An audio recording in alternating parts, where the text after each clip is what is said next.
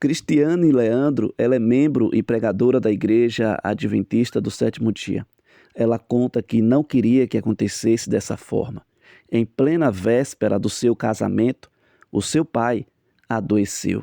Mas, junto com essa experiência, com esse testemunho, Cristiane Leandro prega um sermão maravilhoso, um sermão poderoso. Presta bem atenção, acompanhe o vídeo, não sai, fica até o final.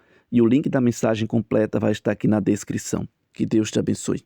Muitas vezes, a gente se culpa a tal ponto que Deus já nos perdoou, nós pedimos perdão, mas aquele sentimento continua dentro da gente. E o que o inimigo mais quer é nos acusar. O que ele mais quer é desviar a nossa atenção. Em Mente, Caráter e Personalidade também, Ellen White afirma que Satanás procura desviar nossa mente do poderoso ajudador para nos levar a ponderar sobre a degeneração de nossa alma.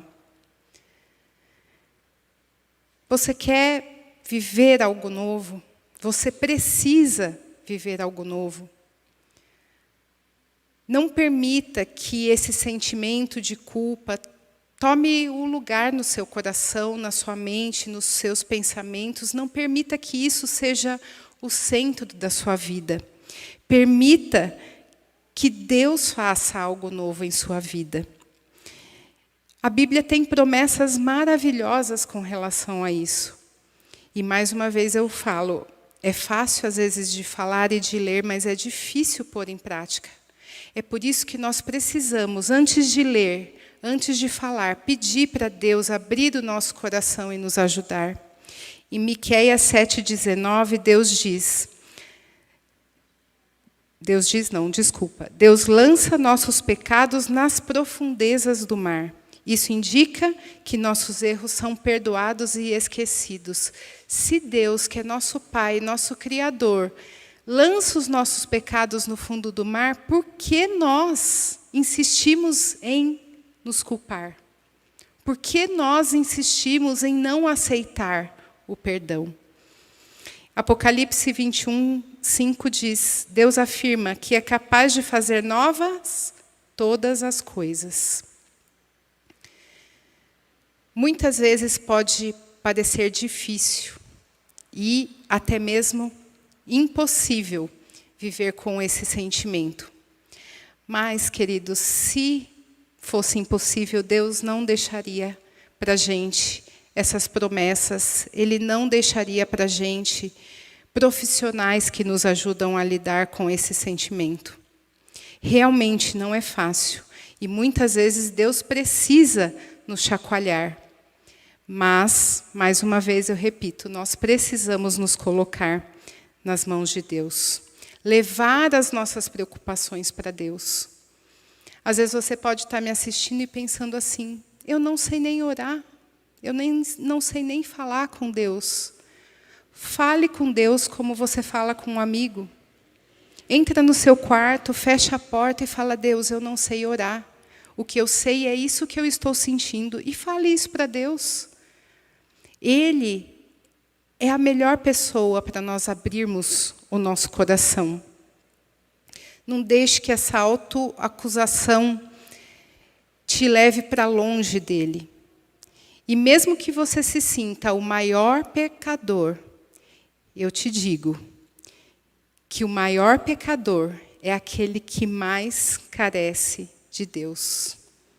Por isso que nós sempre devemos estar próximos dele, chamar o pecado pelo nome. Ai, Senhor, perdoe os meus pecados. Não, perdoe porque eu falei assim, perdoe porque eu pensei assado, perdoe porque eu estava no semáforo e eu está andando devagar, não está com pressa. Né? E às vezes essas coisinhas a gente não sente, mas isso vai criando algo enorme dentro da gente. E aí, quando você vê, você está num momento de fúria e cometendo um pecado extremo. Em Marcos 14:72, nós percebemos que aquele Pedro que se arrependeu da sua culpa de ter negado a Jesus 3 vezes, ele se arrependeu do seu erro, chorou amargamente, diz a Bíblia, e se arrependeu profundamente. Você não precisa me responder, mas você já passou por esse momento de se arrepender amargamente? Pensar assim, nossa, se eu pudesse voltar atrás, eu não faria, ou eu faria. Porém, Pedro é o maior exemplo que a sua culpa, a minha culpa, ela tem perdão. O homem que negou a Jesus 3 vezes foi perdoado pelo próprio Jesus e reafirmou 3 vezes que o amava.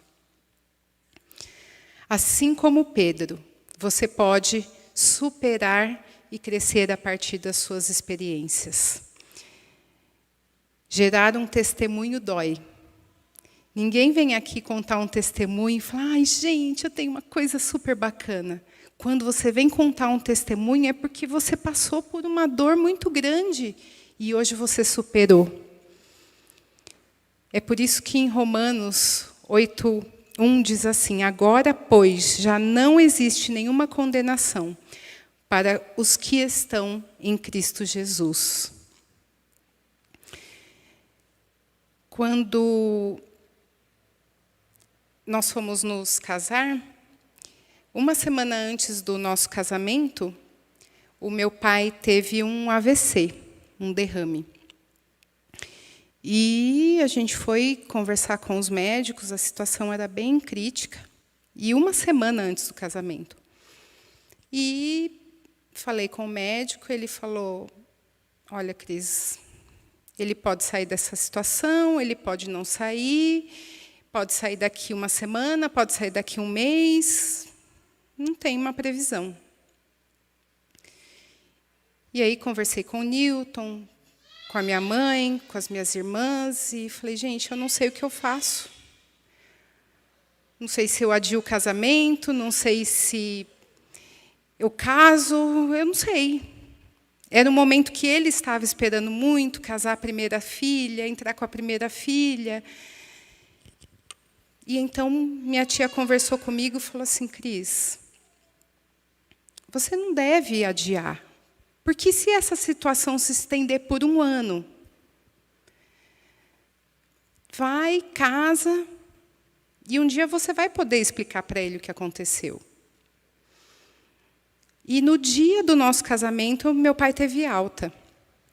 E aí nós fomos de manhã tirar ele do hospital, e eu ainda perguntei para o médico, falei, doutor, se eu pegar uma cadeira de roda e eu mesma empurro ele entrando na igreja, ele nem pensar. Seu pai não pode passar por nenhuma emoção forte e não pode. Então, esquece.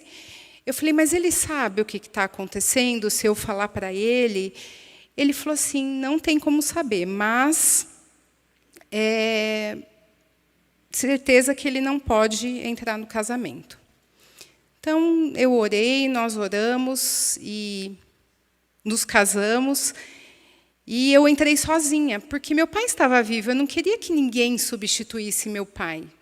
E eu fiz questão de entrar sozinha, porque eu queria que nos vídeos ele visse que eu entrei sozinha por ele. E aí passou o tempo, e aí chegou o vídeo, a gente mostrava para ele, e ele pegava a minha mão, olhava a minha aliança. Ah, detalhe, ele não falava mais, ele só balbuciava algumas palavras, ficou com uma sequela do lado direito do corpo. E ele olhava a minha aliança, beijava a minha aliança e falava assim, ó. E eu falava, pai, o senhor me perdoa? E ele fazia assim, eu me perdoa porque eu não sabia como ia ficar a sua situação. E para ele estava tudo normal, e por um instante eu me culpei. Ai, se eu tivesse adiado uns 2, 3 meses, olha aí, agora ele fez fisioterapia.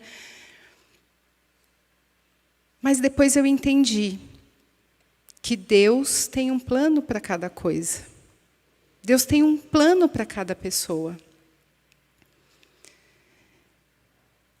E assim como esse sentimento de culpa que, com a graça de Deus, saiu do meu coração, pudemos viver mais 4 anos com meu pai, depois ele teve um outro AVC fulminante e acabou falecendo. Mas eu tenho certeza que, assim como para a vida de cada um de vocês, Deus tem um plano. E as coisas que acontecem ou deixaram de acontecer são plano e propósito de Deus na nossa vida.